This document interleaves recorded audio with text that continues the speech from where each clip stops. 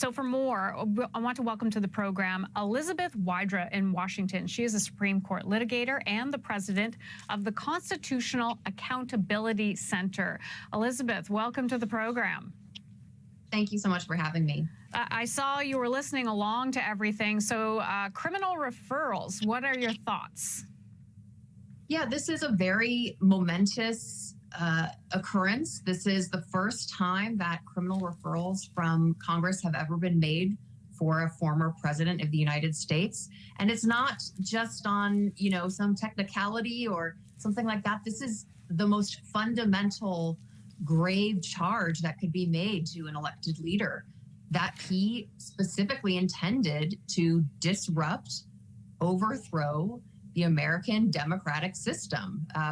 This is quite a historic moment, and I think a really somber one, frankly. Yeah, and that's kind of what we heard from the chair when he opened today as well. Can we go through the four alleged crimes and, talk them through a little bit? Let's go insurrection. That one is probably the clearest to everyone in their head, but this might be the toughest one for the DOJ, right? Yes, this is an extremely serious charge.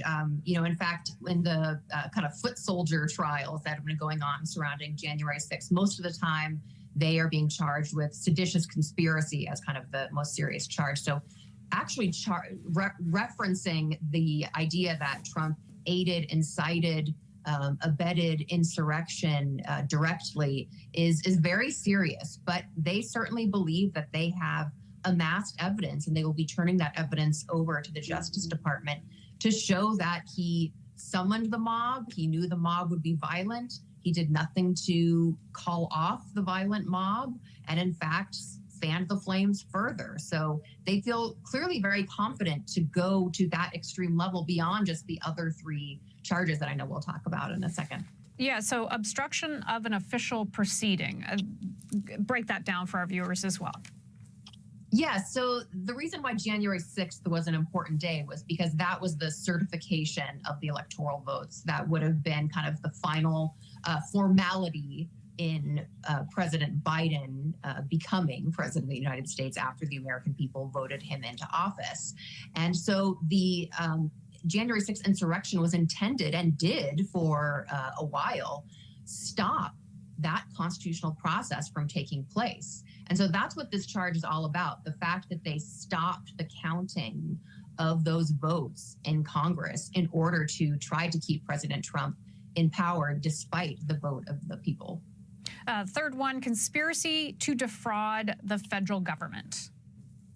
Yeah, so this one is interesting, and I think we definitely heard evidence in the series of hearings about this, but I think that will be interesting to really get to look at more closely when the report comes out. Final report comes out on Wednesday. There certainly was a lot of money raised by President Trump surrounding these efforts. They talked today about how it's unclear how some of this money was used. And in fact, it seemed as if it was at least being dangled out there to try to convince some witnesses either not to testify or to change their testimony from what would have been truthful and apparently damning to President Trump. And finally, conspiracy to make false statements.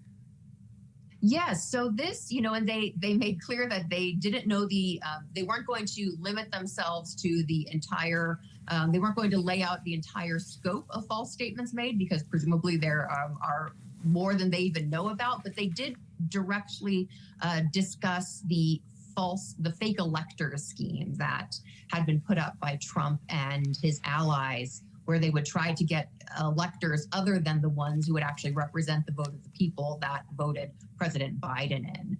So all of these are very serious charges. They're criminal referrals to the Department of Justice. And now, of course, it's up to the Justice Department to decide whether or not to bring these charges. Because while this is a hugely symbolic and historic moment, it doesn't actually hold any legal weight in the sense that this doesn't mean that criminal charges will, in fact, be brought against President Trump and his allies. That is a decision that will be made by the Department of Justice. Well, of course, I do have to ask you then, do you think that the DOJ will lay those charges? And if so, how quickly?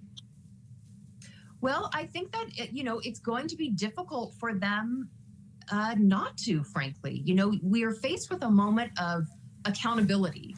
And the question is whether or not those at the top of the conspiracy to commit insurrection, the conspiracy to obstruct the counting of the electoral votes and stop the American constitutional system from working, whether those at the top will be held accountable and not just the foot soldiers, as Congressman Matt Raskin said in his statement.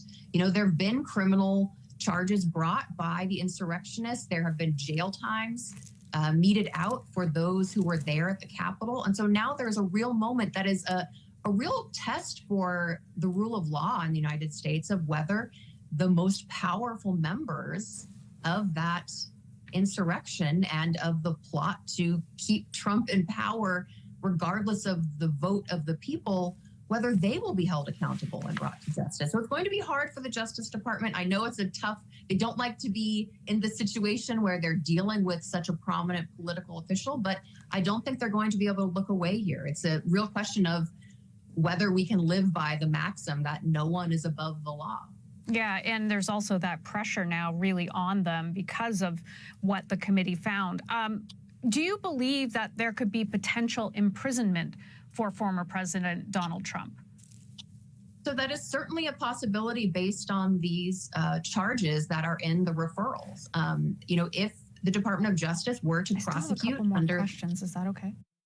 Under these 4 different parts of the federal code, absolutely there could be jail time. And this is a very serious crime that has been alleged. And, we're not just looking, frankly, at the federal government and the possibility of jail time from federal charges, but don't forget that there are state and local investigations ongoing that also could carry some criminal penalties for alleged election interference, for example.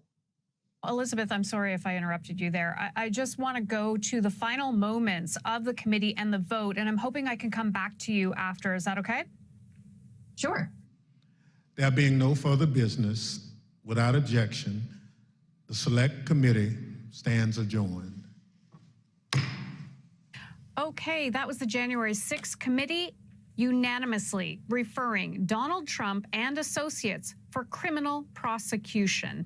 That was the end of the committee there. Well, let's bring in Elizabeth Wydra back. She is a Supreme Court litigator and the president of the Constitutional Accountability Center. Thank you for sticking around for that. I'm sitting there watching that and still kind of shaking my head, saying these criminal charges are about a former president of the United States. It's just unprecedented and almost unbelievable. Yes, I completely agree with you. I think we've become in some ways used to Donald Trump's extraordinary behavior. And so this moment that is truly extraordinary and unprecedented does feel a little bit surreal. But I think we need to make sure that we are looking at this clear-eyed with an understanding of just how close the United States came to having its constitutional democracy thwarted through the actions of former President Trump. And it's really hard to kind of have that sit in. And as someone who lives in Washington, D.C., reliving those moments of the violence in the Capitol, which is just a few miles away from where I live, it does have a major feeling of surreality, but it's real. And one thing that I think the Select Committee has done a very good job of is making clear that this isn't just a past threat. This isn't something that is limited to January 6th, although that was such a visceral attack on democracy that was ultimately deadly for some involved. And that it remains an ongoing threat to American democracy. And that is why this push for accountability, these criminal referrals, and what we expect on Wednesday to be some policy recommendations to try to put up greater guardrails against this happening in the future are so crucial and really has just been a vital service from the Select Committee up to this point. Yeah, that's what I keep thinking. It's like, you're our neighbors to the south. You're a democracy. How could this be happening? I don't think we'll ever figure that out. But I want to ask you something. Trump already announced his presidency to be a candidate for president. Do you think that can still happen? Because as we heard from Cheney, she said he is unfit for any office and can never serve in any role of authority. You know, that seems to be what they're recommending through these charges as well. But do you think he still will? Can he? Well, so this is a really interesting question for these unprecedented times. You know, even if he were criminally charged, even if he were convicted, even if he were in jail, that doesn't necessarily stop him from running for president or even being elected as president, although you'd have definitely some difficulty fulfilling your duty if you can't leave a jail cell. But what Vice Chair Cheney is referring to there is Section 3 of the 14th Amendment, which was added to the United States Constitution after the Civil War.